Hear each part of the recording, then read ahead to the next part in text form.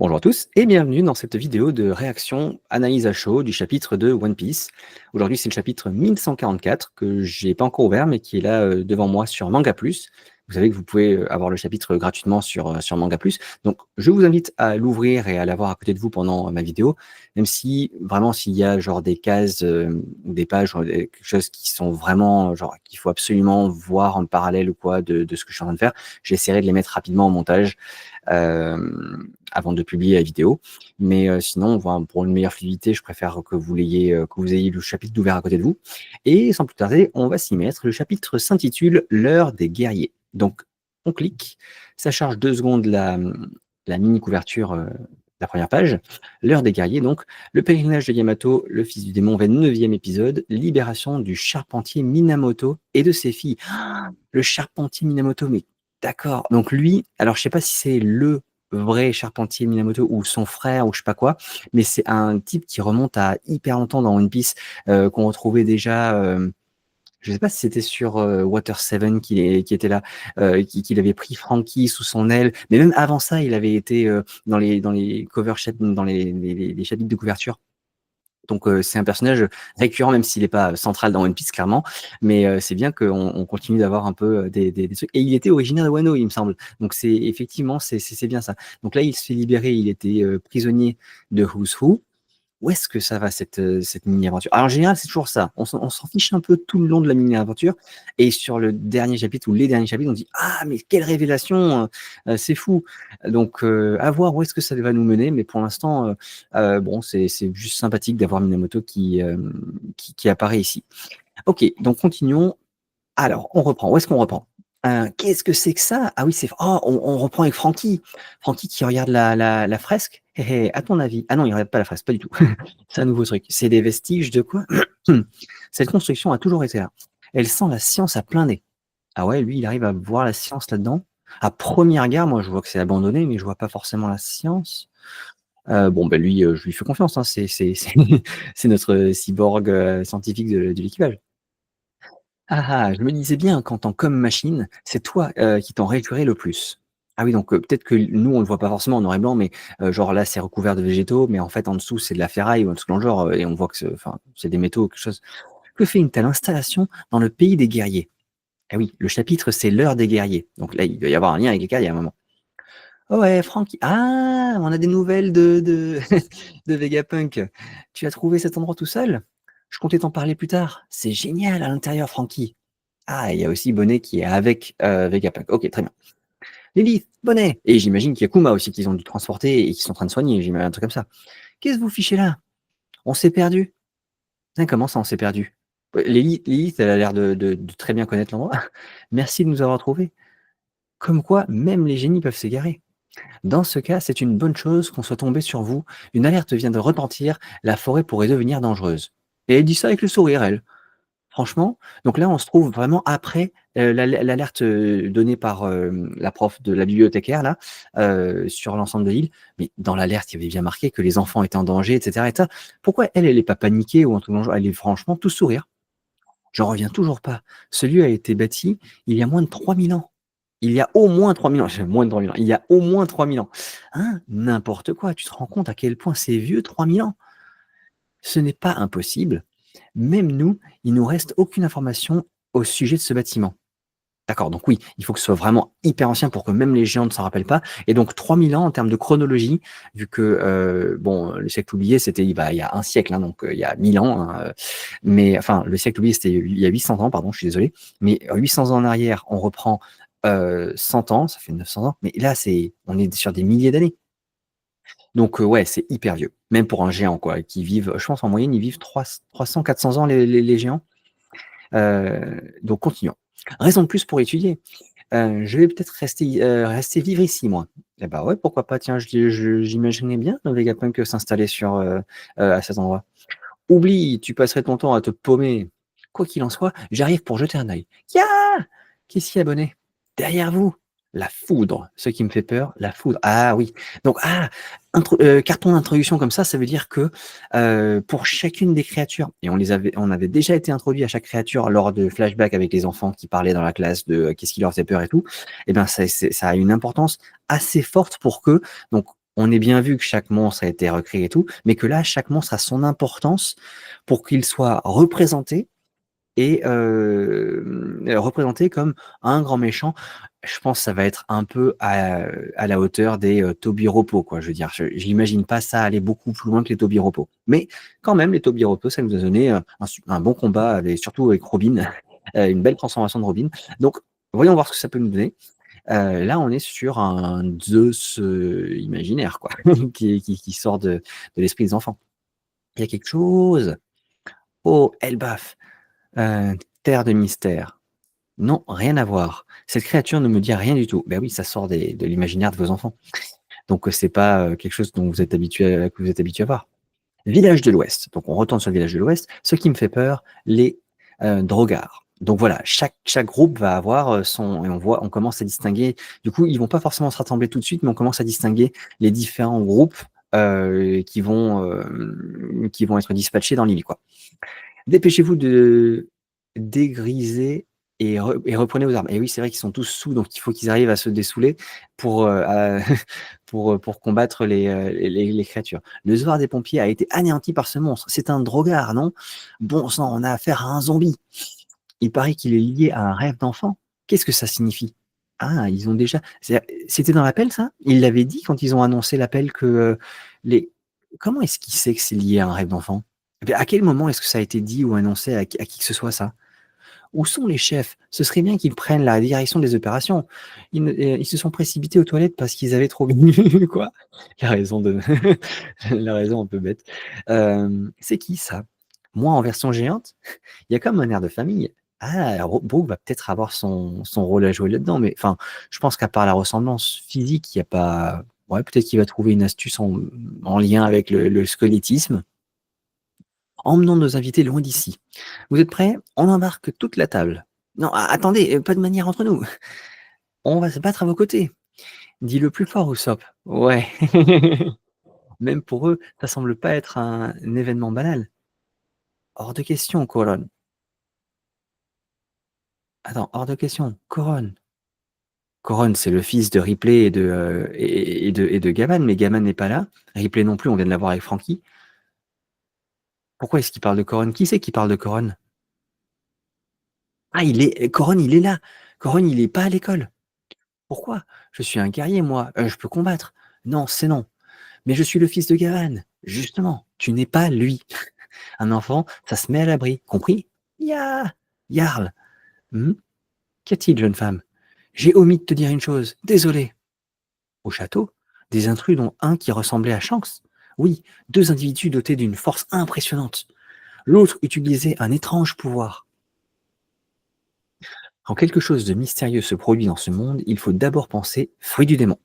Si les phénomènes dont vous avez été témoin vous ont paru surnaturels, il y a sûrement un lien. Bah, quelqu'un qui réfléchit, enfin. Franchement, c'est vrai qu'à force dans ce monde, il devrait être habitué. Dès qu'il y a un truc surnaturel, c'est finalement pourquoi est-ce que l'autre il dit oh un étrange pouvoir, hein. Donc finalement. Ok. Informez tout le pays de la présence sur le territoire de deux humains autres que les membres de l'équipage de Chapeau de Paille. Prévenez-moi dès que vous les aurez repérés. Compris. On s'en occupe tout de suite. Seulement deux? Pour tous ces phénomènes mystérieux? Si j'étais vous, j'envisagerais un nombre d'intrus plus élevé. Ok, deux ou plus. Entendu. J'ignore qui sont ces types, mais tenter de kidnapper des enfants en plein jour est un acte intolérable. Quelle bande d'ordures. S'ils parviennent à leur fin, qu'exigeront-ils ensuite d'Elbaf?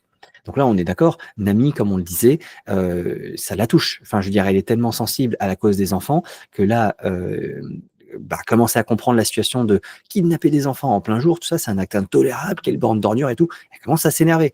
Et Nami vénère, ça peut aller loin. Donc, je me doute que c'est elle qui va prendre en main le côté, enfin, tout ce sujet d'enlèvement d'enfants et qu'elle va avoir un rôle assez important à jouer là-dedans.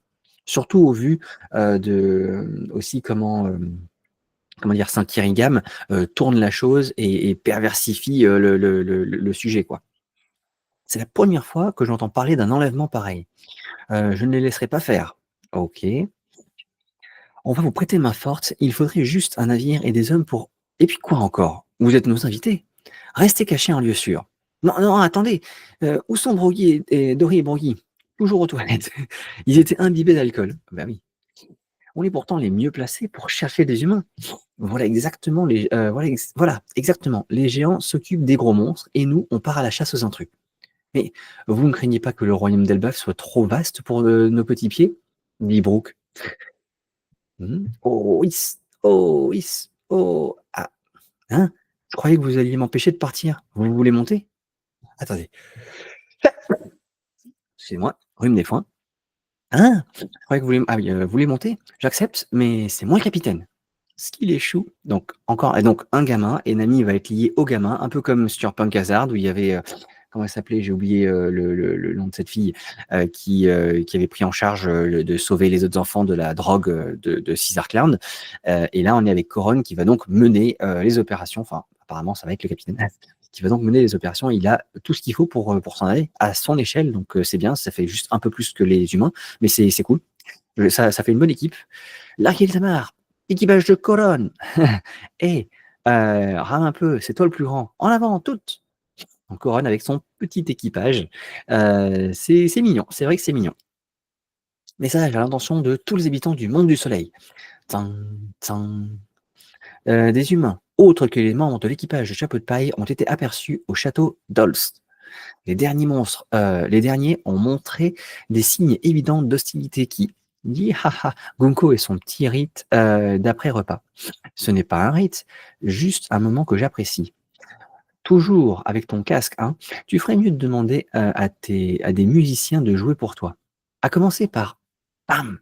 Ce doit être agréable de pouvoir transporter son passe-temps avec soi. Au fait, tu peux me rappeler comment s'appelle ce morceau que tu aimes? New World.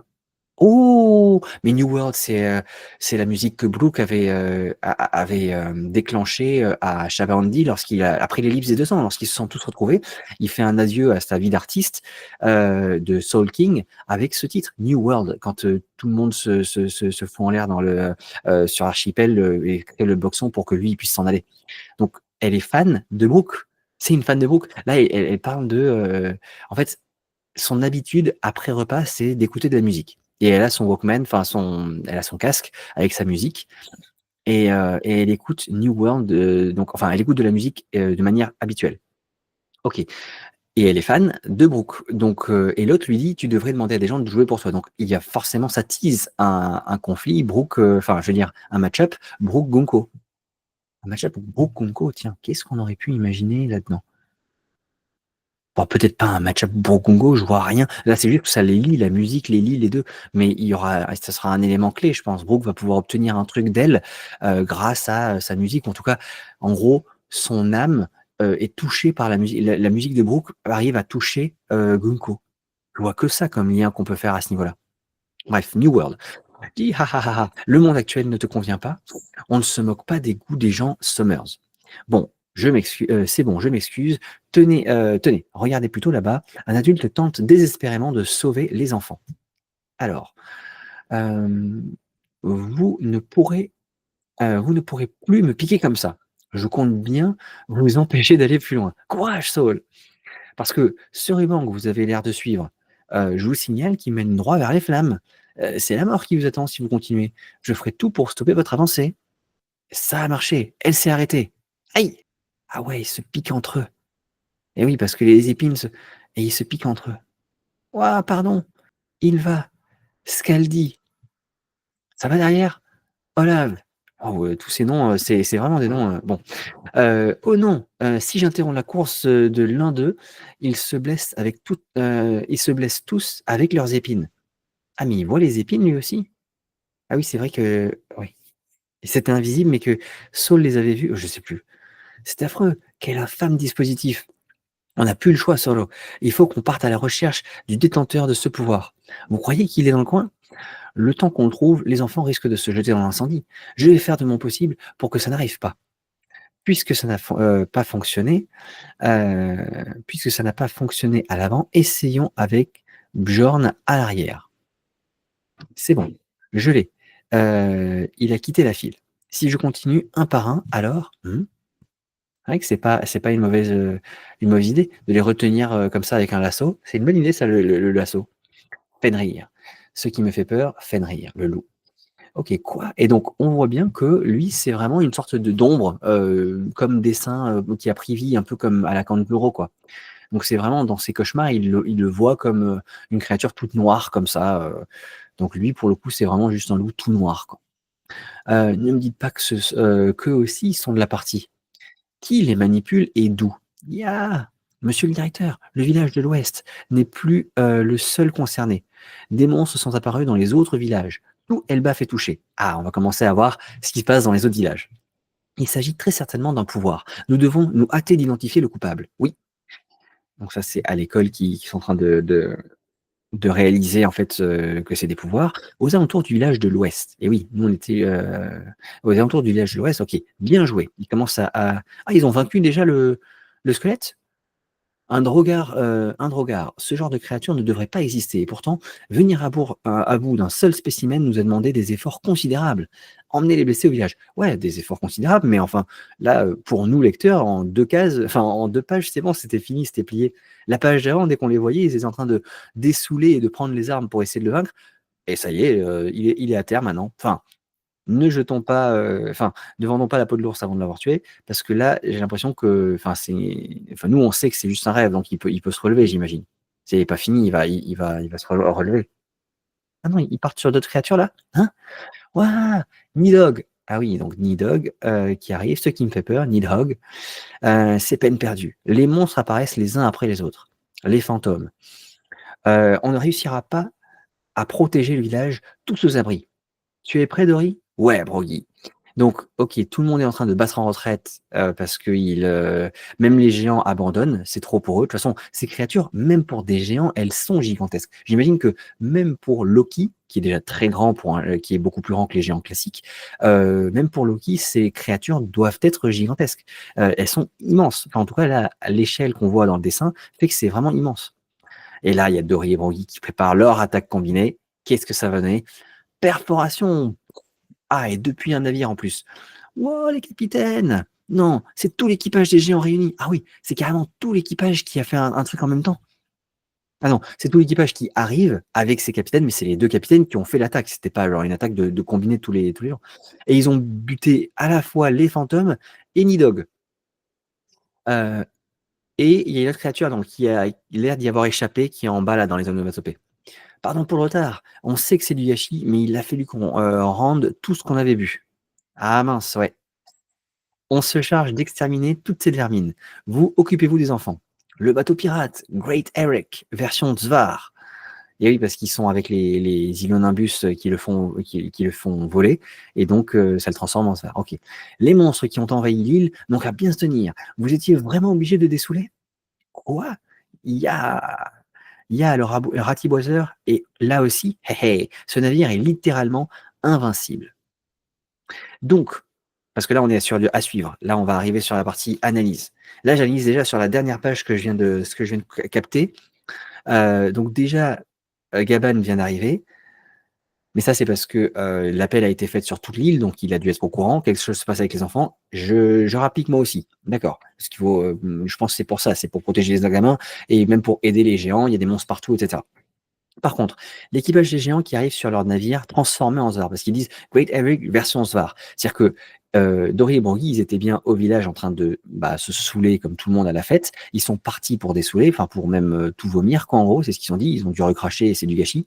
Et ensuite, ils sont arrivés avec tout l'équipage des géants sur un navire, qui est leur navire, le Great Eric, mais version Zvar. Donc pour moi, où est-ce qu'ils ont récupéré ce navire? Ils l'ont forcément récupéré au port, au port du village de l'Ouest. Donc ça veut dire que ce navire, c'est celui que comptaient prendre les chevaliers divins, parce que Gunko et Kiringam disaient que leur plan c'était d'utiliser, enfin c'est d'amener les enfants jusqu'au port, prendre le navire de géant. Ils avaient parlé de un navire de géant qui mouillait là-bas et qui les attendait, quoi, en gros, pour ensuite utiliser une pierre de soleil et partir de là. Donc le navire de géant n'est plus au port. Ça, c'est un autre bâton dans les roues des chevaliers divins. Parce que c'est celui-là, j'imagine, qu'ils attendaient, qu'ils espéraient voler, en fait, et utiliser pour amener les enfants en bas. Donc, ça, c'est un autre. c'est un truc positif parce qu'on est encore en train de mettre les bâtons dans les roues des chevaliers divins. Mais là, j'ai l'impression que pas mal de choses se passent pas forcément bien pour les chevaliers divins. On est sur un chapitre de hop, on monte la pente sur le grand 8 et puis dans les prochains chapitres, pouf, tout va se casser la gueule, quoi. Parce que dans ce chapitre, on voit qu'en gros, tous les différents trucs qui allaient bien pour les chevaliers divins, ça va plus. C'est-à-dire que les enfants qui s'en aillent, qui s'en vont dans les flammes, Saul a trouvé un moyen de les retenir. Il suffit de les lassauter, enfin de les attraper via un lasso pour pas les blesser, pour pas se blesser, et via l'arrière, on les attache quelque part et comme ça, ils avancent plus et ils se font pas mal. Donc ça, c'est bon, ils restent endormis. Juste qu'il y a Fenrir qui va attaquer Saul, donc il va falloir gérer Fenrir. Mais Saul n'est pas tout seul, il est avec Robin et Chopper, donc il y a peut-être quelque chose à faire avec Robin et Chopper là-bas. Euh, Ensuite, alors Robin et Chopper, eux, ils veulent trouver le détenteur du pouvoir. Donc peut-être qu'ils vont le laisser. Mais vu qu'il y a Fenrir, ils vont pas pouvoir partir. Réfléchis à vote, c'est intéressant tout ça. Ça, c'était pour les enfants qui vont dans les flammes. Là, les créatures qui attaquent un peu tout le monde, bon, on voit que l'équipage géant, ils s'en sortent très bien. En une attaque, ils ont pulvérisé 2 créatures, voire peut-être 3. On voit, je sais pas comment il a réagi, celui qui est en bas là. Donc ça fait, ils s'en sortent plutôt bien. Tous les autres géants, bon, ils trouvaient ça hyper compliqué, ils allaient battre en retraite, mais ils ont quand même réussi à venir à bout du guerrier squelette. Donc ils arrivent quand même, en combinant leurs forces et avec de l'énergie, à réduire à néant, enfin à se débarrasser de quelques créatures, quoi. Mais là, si on s'est débarrassé de Nidhogg, des fantômes, du guerrier squelette, on sait qu'il y a quoi d'autre? Il faut que je remonte dans les pages. C'était lequel autre? Donc Fenrir, il est avec Saul et avec les autres membres de l'équipage et Colonne. Il y avait qui était apparu? Il n'y avait pas une créature qui était apparue par ici? Non, c'était Fenrir le premier. Avant ça, il y en avait un autre, non? Que je remonte encore un peu. La foudre, ah oui, la foudre, c'était avec Frankie et Ripley. Donc, ça fait quand même pas mal de créatures qui ont été déjà mentionnées là. Je veux dire, parmi toutes les créatures qui avaient été citées dans le flashback des enfants, il en reste pas grand-chose. Il reste pas grand-chose. Il reste ma maman, qui ressemblait beaucoup à Big Mom là, qu'on n'a pas encore vu. Il reste le Nika, qui sera sûrement le clou du spectacle à la fin. Là, c'est de tête, hein, mais je sais plus trop ce qui me restait, mais on en a quand même cité déjà pas mal. Il y en a au moins 2, 3, voire plus qui ont crevé. Donc ça va assez vite. Dans ce chapitre, il y en a déjà 3 qui ont crevé. Et à voir comment ils vont se débarrasser des autres. Mais pour moi, ces créatures-là, elles sont pas plus importantes en termes narrativement que des Tobiropo, quoi. Un peu plus que des Numbers, j'ai l'impression, mais entre les Numbers et les Tobiropo, pas plus, quoi. En termes d'importance scénaristique, je veux dire. Parce que là, ça va faire des match-up vite fait comme ça et mettre en place des trucs, mais ils n'ont pas l'air d'être très très dangereux, ces trucs-là. Donc voilà, les créatures, eux, ils arrivent à être gérés par les géants, plus ou moins. Donc ça, si c'est un autre truc. Les enfants, c'est bon. Les créatures. Ensuite, dans leur plan au Chevalier Divin, il y avait le fait de prendre ce navire qui va plus être à sa place comme ils le voulaient. Donc ils ont plus cette option de prendre le navire des géants pour partir. Donc tout ça, ça a l'air de bien foirer le plan des Chevaliers Divins qui nous a été introduit juste avant. Et c'est trop beau pour être vrai. En tout cas, tout se passe un peu trop bien dans la résolution des événements pour que ça continue comme ça. C'est-à-dire que le chapitre suivant, ou dans les prochains chapitres, en tout cas, on va se reprendre une raclée où on va se rendre compte qu'en fait, toutes les créatures qu'on a butées, en fait, elles se relèvent, elles sont immortelles. C'est compliqué de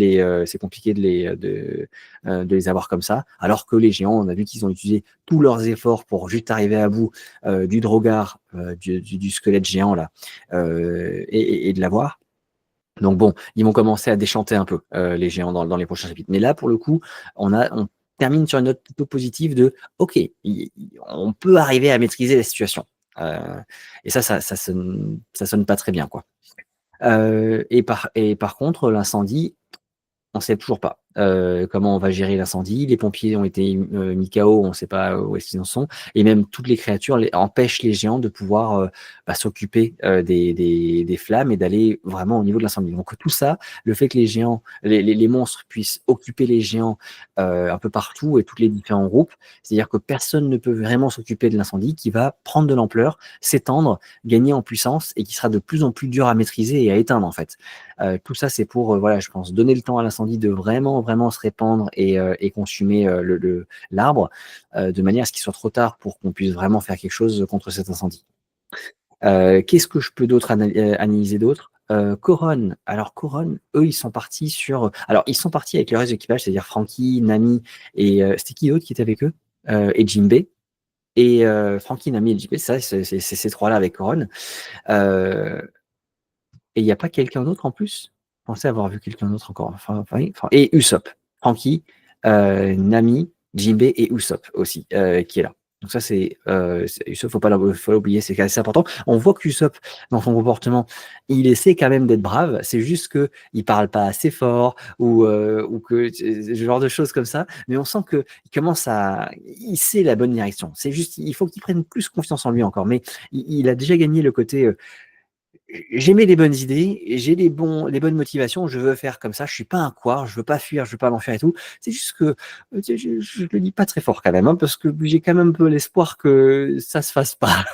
Mais on sent quand même l'évolution dans un comportement comme le sien à travers ça, quoi. Donc ça, c'est bien. Il voulait quand même les aider. Il pensait quand même se dire, OK, on peut pas s'occuper des géants monstres, mais on peut s'occuper des humains et on peut partir à la chasse des humains et tout. Donc, c'est des bonnes décisions prises par Usopp. Il faut le noter. C'est plutôt bien. Donc, j'imagine que c'est ce qu'ils vont faire avec Coron. Ils vont partir à la recherche des humains.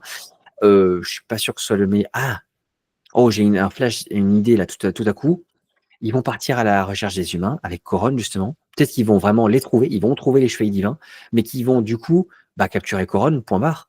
Et Coron leur vient dans les bras, et ils vont capturer Coron. Coron est hyper important, vu que c'est le fils de Gaban et tout dans l'histoire. Donc, au diable, le reste des gamins qu'on essaie d'enlever. Ah bah ça y est, on a Coron, il nous est venu direct dans nos bras. Ils vont régler leur compte aux autres membres de l'équipage, à Nami, à machin et tout. Nami va être furax quand quand elle va rencontrer Sainte Summers là, mais elle pourra rien faire ou je sais pas quoi. Coron va être enlevé et puis ça va rendre Luffy dingue parce que il aura blessé Nami ou quelque chose comme ça. Et, euh, et ouais, j'imagine un scénario un peu comme ça. J'imagine un scénario un peu comme ça. J'ai hâte d'écouter ce que les youtubeurs auront analysé du chapitre. Qu'est-ce qu'il y avait d'autre Qu'est-ce qu'il y avait d'autre là-dessus? Alors oui, il y a l'histoire au tout début, je suis revenu au tout début du chapitre, l'histoire de cette vieille civilisation, enfin cette vieille ruine qui date de, il y a, je sais plus, c'est quoi, 3000 ans, 4000 ans? Ouais, c'était marqué, je sais plus. Il y a au moins 3000 ans, au moins 3000 ans. Alors là-dedans, il y a le truc dont j'ai pas trop parlé tout à l'heure pendant que je lisais le chapitre, c'est que Vegapunk, donc Lilith, on va l'appeler Lilith, elle arrive, elle dit: «Oh ouais Francky, tout ça, tu trouvé cet endroit tout seul? Je comptais t'en parler plus tard. Je comptais t'en parler plus tard». Sous-entendu, c'est un endroit que je connais, c'est une base à moi. En plus, on vient juste de dire que c'est scientifique, donc c'est forcément un peu lié à elle ou quoi. Ça se trouve, elle le connaît ou quoi. Et là, je comptais t'en parler plus tard dans le sens, je savais que c'était là, j'y suis venu de moi-même et voilà et je comptais t'en parler, ça, c'est cool. Mais est-ce qu'elle est sincère dans le sens c'est vrai et tout ouais, est-ce qu'elle est sincère tout simplement ou est-ce que c'est juste une grosse menteuse et elle aime pas avoir tort et je peux imaginer le côté scientifique où j'aime pas m'être trompé, j'aime pas avoir tort, j'aime bien tout maîtriser donc s'il y a ça, c'est que je l'ai trouvé et je vais dire que je l'ai trouvé et que voilà, je vais me porter le mérite de ça. Mais jamais je n'oserais dire que je me suis perdu et je viens de trouver ça par hasard. Or, à côté, il y a Bonnet qui fait que faire des allusions comme quoi on s'est perdu merci de nous retrouver, tout ça, on savait pas où on était.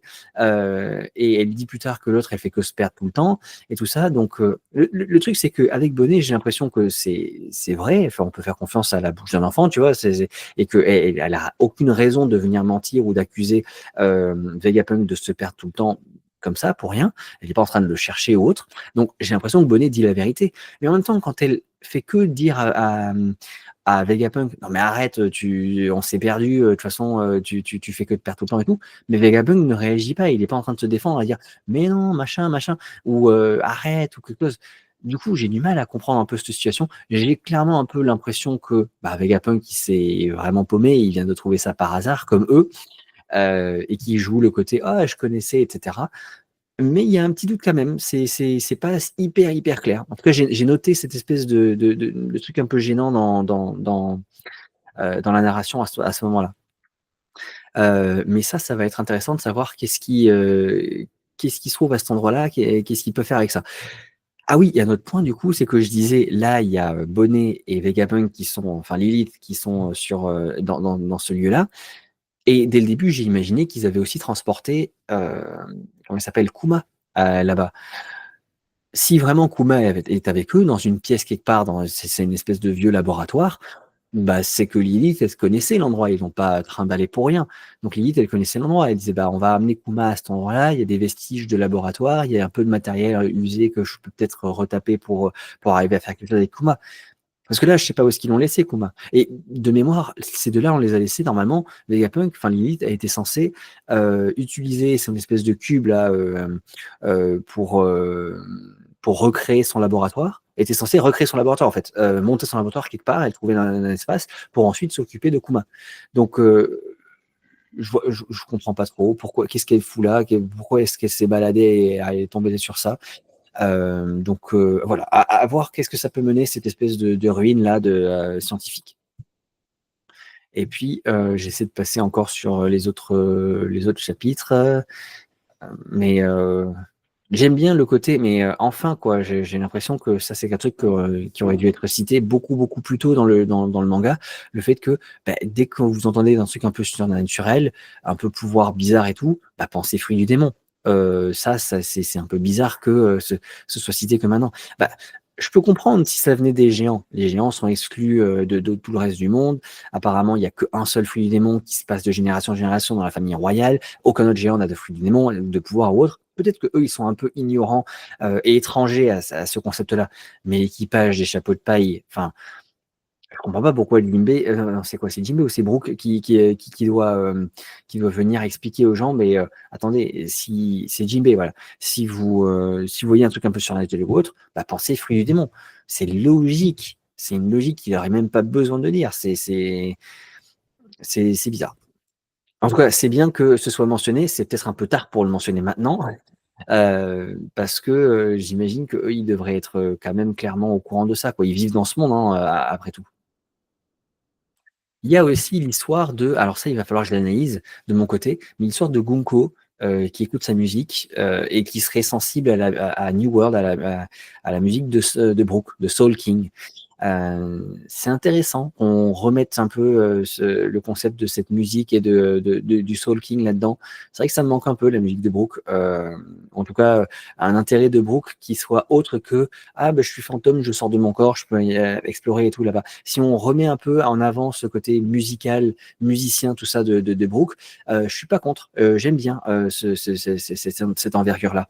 Donc à voir où est-ce que ça peut mener. Comme j'ai dit, à part le côté, on sait que Gunko aime beaucoup New World, c'est sa musique préférée. Hem, à part le fait que, ça veuille dire que la musique de Brook touche son âme et que derrière du coup Brook pourrait en faire quelque chose. Donc arriver à manipuler ou autre, Gunko, enfin manipuler, je dirais c'est un grand mot, mais il arrive à toucher l'âme de Gunko qui est donc chevalier divin. C'est pas rien, hein, c'est peut-être un des moyens de pouvoir atteindre, ce chevalier divin. Faut voir que Gunko aussi, elle a l'air très, rigide, sérieuse, stricte, tout ça. C'est pas quelqu'un qu'on va facilement réussir à déstabiliser, je pense. Mais elle a l'air quand même très, sensible, la dernière fois, au goût du repas. Donc, c'est quelque chose de très bon, très savoureux, et cetera. Maintenant, à la musique, toujours quelque chose de raffiné, mais là, les côtés raffinés, on est dans les Chevaliers divins, hein, donc on est sur alors Gunko, je pense pas qu'elle soit dragon céleste, parce que c'est la seule à pas avoir de saint dans son nom, de saint Gunko, c'est pas saint Gunko. Donc c'est la seule à ne pas être dragon céleste, mais elle a ce côté raffiné, un peu comme les dragons célestes. De toute façon, elle veut se mettre à ce niveau-là, en fait. Elle veut atteindre ce niveau-là. Donc, hem, intéressé de voir ce que ça va donner, l'espèce de musique qu'il y a avec Brook, et Gunko.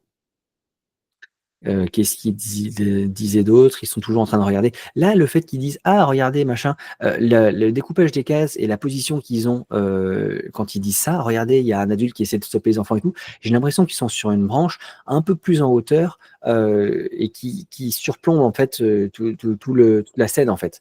Parce que là, j'ai l'impression qu'ils regardent, par-dessus une branche, les événements. Ça reviendrait sur parce que ce que j'ai dit dans les actus du chapitre de la semaine dernière, le chapitre de la semaine dernière, mais qui est sorti, hier, les actus du chapitre sont sortis hier. Et bien, je disais que je ne sais pas trop où placer les Chevaliers Divins parce qu'ils ont cette vue d'ensemble, assez précise d'ailleurs, parce que de loin comme ça, on arrive, Summers, il arrivait à voir l'expression faciale de Saul qui essaie de retenir, l'enfant la dernière fois, de la tenir dans les bras et qui se piquait par les ronces. Donc, c'est quand même, c'est pas un truc que tu vois d'aussi loin.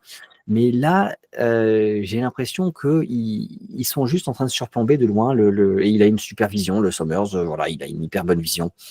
Et il surplombe tout, il n'y a pas de pouvoir qui fait qu'ils peuvent voir tous les trois quelque chose. Bon, voilà, je vois pas trop d'autres trucs à dire. Je vais analyser tout ça. Je vais bien sûr aller regarder les vidéos des autres youtubeurs pour voir qu'est-ce qu'ils ont mentionné, relevé, tout ça. Je vais sûrement louper des trucs moi aussi. N'hésitez pas à me dire en commentaire s'il y a des points que j'ai loupés, hein, bien sûr, parce que moi, on pourra en discuter. Ou si vous pensez que j'ai faux sur certains points ou mes théories sont pas correctes ou quoi, discutons-en et ça me fait plaisir. Si vous pensez qu'il y a des théories aussi qu'on peut faire que j'ai ratées, je veux bien en entendre parler. Et puis c'est tout pour moi. Je vais essayer de me dépêcher de faire les actus du chapitre. J'ai une semaine encore une fois très chargée. J'espère que ça sortira pas trop tard et que j'arriverai à les faire en temps et en heure. Mais j'aime beaucoup, beaucoup faire ces actus du chapitre. C'est juste que voilà, j'ai du boulot à côté. Allez, je vous dis, à bientôt du coup, au moins la semaine prochaine. Attends, j'ai même pas vu s'il y avait un chapitre la semaine prochaine ou pas. Le 6 avril, oui, il y aura un chapitre la semaine prochaine. Donc, on se retrouve la semaine prochaine pour l'actu réaction à chaud et les actus du chapitre aussi. Prenez soin de vous, portez-vous bien et à bientôt. Salut!